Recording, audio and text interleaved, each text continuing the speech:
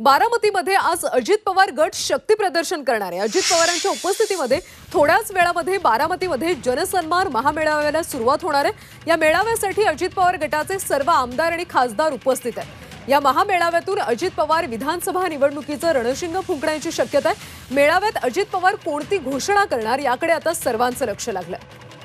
बारामतीमध्ये आज अजित पवार गट शक्ती प्रदर्शन करणार आहे। अजित पवारांच्या उपस्थितीमध्ये बारामतीमध्ये जनसन्मान महामेळावा पार पडणार आहे आणि या मेळाव्यासाठी अजित पवार गटाचे सर्व आमदार आणि खासदार उपस्थित आहेत। या महामेळाव्यातून अजित पवार विधानसभा निवडणुकीचं रणशिंग फुंकण्याची शक्यता वर्तवली जाते। त्यामुळे या मेळाव्यामध्ये अजित पवार कोणती घोषणा करणार हे पाहणं देखील तितकंच महत्त्वाचं आहे। सविस्तर माहिती घेऊयात कैलासपुरी आमच्या प्रतिनिधींकडून।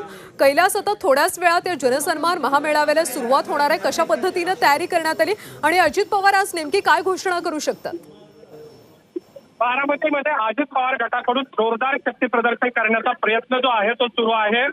पावसाचं आगमनही झालेलं आहे। आपण दृश्यांमध्ये पाहू शकत असेल पाऊसही आलेला आहे, मात्र नागरिक जे आहेत ते या ठिकाणी उपस्थित झालेले आहेत।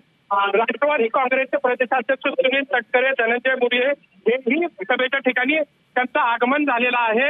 विधानसभेच्या निवडणुकीच्या प्रचाराचा शुभारंभ या निमित्तानं अजित पवार गटाकडून केला जाणार। अजित पवार नेमकी काय घोषणा करतात याकडेही सर्वांचं लक्ष लागलेलं आहे।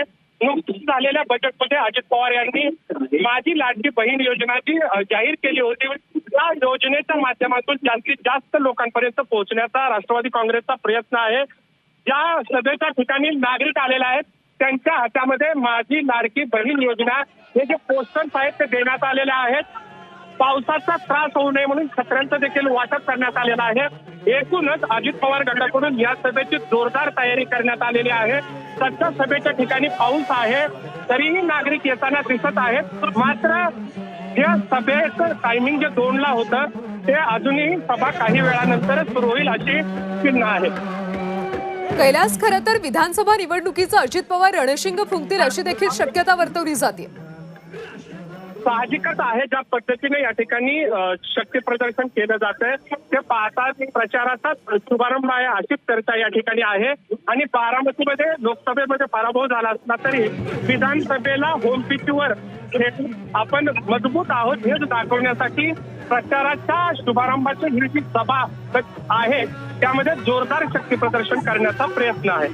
नक्कीच कैलास, त्यामुळे आज अजित पवार नेमकी काय मोठी घोषणा करतात हे पाहावं लागेल।